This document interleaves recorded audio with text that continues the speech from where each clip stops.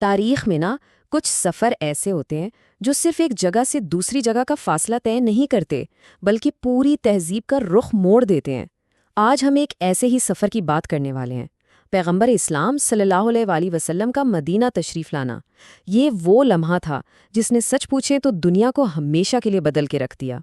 ذرا تصور کیجئے، ایک شہر جو سانس روک کے انتظار کر رہا ہے، اور پھر اچانک ایک آواز گونجتی ہے۔ یہ آواز ایک یہودی کی تھی جس نے اپنے قلعے کی دیوار سے اس مبارک قافلے کو آتے دیکھا، اور بس اس ایک پکار نے اس شہر کی لمبی خاموش انتظار کی گھڑیوں کو توڑ دیا۔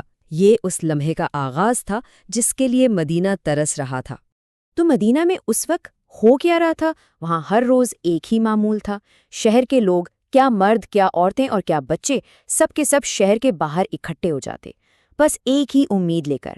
وہ ہر صبح افق پر نظریں جمائے رکھتے تھے۔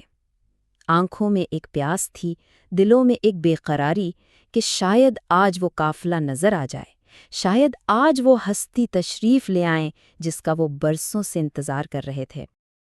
لیکن پھر دوپہر ڈھلتی، سورج کی تپش تیز ہو جاتی، اور جب امیدیں دم توڑنے لگتیں تو وہ بھاری قدموں سے دل میں حسرت لیے اپنے گھروں کو لوٹ جاتے، بس یہی دعا کرتے ہوئے کہ شاید کل کا دن انتظار کا آخری دن ہو۔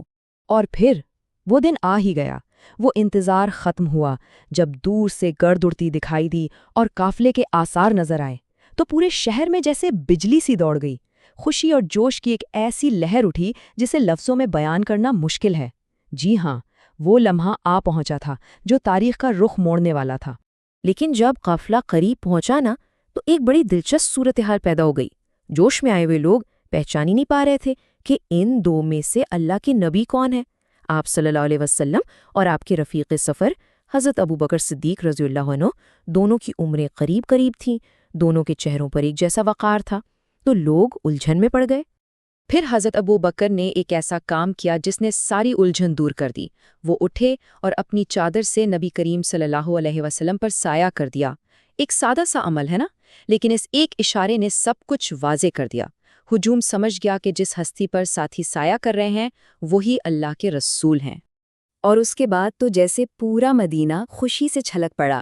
کیا منظر تھا! عورتیں اپنے گھروں کی چھتوں پر چڑھ گئیں صرف ایک جھلک دیکھنے کے لیے۔ پورا شہر اللہ اکبر کے نعروں سے گونج رہا تھا۔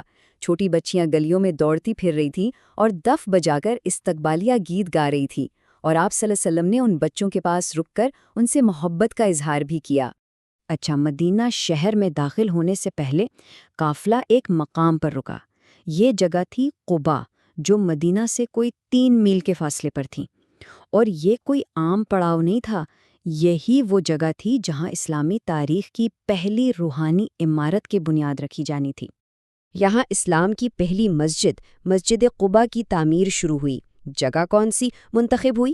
ایک ایسی زمین جہاں کھجوریں سکھائی جاتی تھیں، اور سب سے خاص بات یہ کہ نبی کریم صلی اللہ علیہ وآلہ وسلم نے خود اپنے مبارک ہاتھوں سے اس کی بنیاد کا پہلا پتھر رکھا، اور پھر تمام صحابہ کے ساتھ مل کر ایک عام مزدور کی طرح کام کیا۔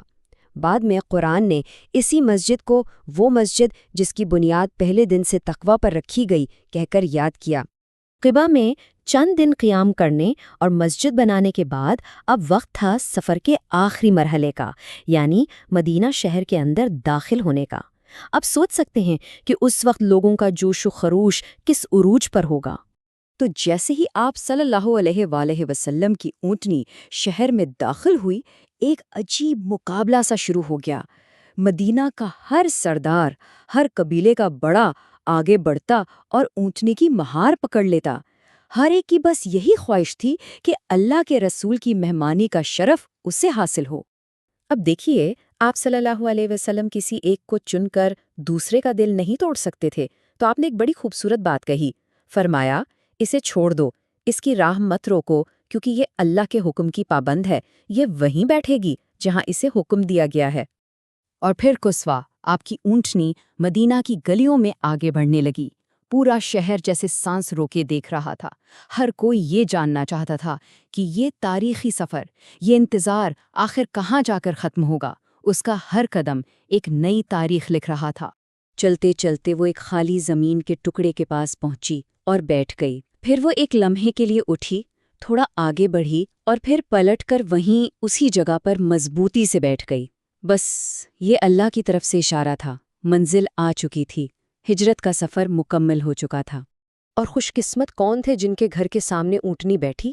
وہ تھے حضرت ابو ایوب انصاری رضی اللہ عنہ۔ انہوں نے جیسے ہی یہ دیکھا ایک لمحہ بھی ضائع نہیں کیا، فوراً آگے بڑھے، آپ صلی اللہ علیہ وسلم کا سامان اٹھایا اور خوشی خوشی اپنے گھر کی طرف چل پڑے۔ یہ وہ اعزاز تھا جو تاریخ نے ہمیشہ کے لیے ان کے نام لکھ دیا۔ تو اب منزل تو مل گئی، اب سب سے پہلا اور سب سے ضروری کام کیا تھا؟ اسی زمین پر ایک مرکز کی تعمیر، ایک ایسی مسجد جو صرف عبادت گاہ نہ ہو بلکہ ایک نئے معاشرے، ایک نئی ریاست کا دل ہو۔ یہاں ایک بہت اہم نقطہ ہے، یہ زمین اصل میں 2 یتیم بچوں کی ملکیت تھی۔ لوگوں نے کہا کہ ہم یہ مفت میں دیتے ہیں، لیکن اللہ کے رسول صلی اللہ علیہ وسلم نے اس بات پر اصرار کیا کہ ان بچوں کو اس کی پوری قیمت ادا کی جائے۔ کیوں؟ تاکہ اس نئی ریاست کی بنیاد پہلے دن سے ہی عدل اور انصاف پر قائم ہو۔ اور بالکل قبا کی طرح یہاں بھی وہی منظر تھا، رہبر کائنات خود ایک مزدور کی طرح کام میں جتے ہوئے تھے۔ وہ اپنے صحابہ کے ساتھ مل کر مٹی کی اینٹیں اٹھا رہے تھے، پتھر ڈھو رہے تھے۔ یہ ایک عملی پیغام تھا کہ قیادت صرف حکم دینے کا نام نہیں بلکہ مل کر کام کرنے کا نام ہے۔ اور پھر وہ مسجد نبی بن کر تیار ہوئی۔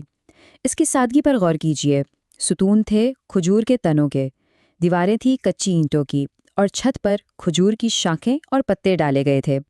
دیکھنے میں ایک انتہائی سادہ سی عمارت، لیکن یہی وہ جگہ تھی جو ایک عظیم تہذیب کا مرکز بننے والی تھی۔ دیکھیں، یہ صرف نماز پڑھنے کی جگہ نہیں تھی، یہ نئی اسلامی ریاست کا پارلیمنٹ ہاؤس بھی تھی، سپریم کورٹ بھی اور یونیورسٹی بھی۔ مسجد کے ایک کونے میں صفہ نام کا ایک چبوترا تھا۔ یہ ان لوگوں کا ٹھکانہ تھا جن کے پاس رہنے کو گھر نہیں تھا اور وہ اپنا سارا وقت علم حاصل کرنے میں لگاتے تھے۔ یہ سمجھے کہ اسلام کی پہلی رہائشی یونیورسٹی تھی۔ اور مسجد کے ساتھ ہی بالکل اس سے جڑے ہوئے آپ صلی اللہ علیہ وسلم اور آپ کی ازواج مطہرات کے لیے چھوٹے چھوٹے سادہ سے کمرے بنائے گئے۔ اس طرح امت کا رہنما اپنی امت کے بالکل بیچ میں رہتا تھا، ہر کسی کی دسترس میں، ہر کسی کے قریب۔ تو دیکھیے، یہ ایک سفر صرف ایک ہجرت نہیں تھی، اسی ایک واقعے سے ایک نئے کیلنڈر یعنی ہجری کیلنڈر کا آغاز ہوا۔ ایک نئی ریاست کو اپنا دارالحکومت ملا اور ایک ایسی تہذیب کی بنیاد پڑی جس کی گونج آج 1400 سال بعد بھی پوری دنیا میں سنائی دیتی ہے۔ لیکن یہ سب کچھ ایک بڑا سوال چھوڑ جاتا ہے، آخر اتنی سادہ بنیادوں پر اتنے کم وسائل کے ساتھ شروع ہونے والی ایک جماعت نے آخر دنیا کو کیسے بدل دیا؟ وہ کون سی طاقت تھی جو اینٹوں اور گارے میں نہیں بلکہ ان لوگوں کے دلوں میں تھی؟ شاید اس سوال کے جواب ڈھونڈنا ہی اس پورے واقعے کا اصل سبق ہے۔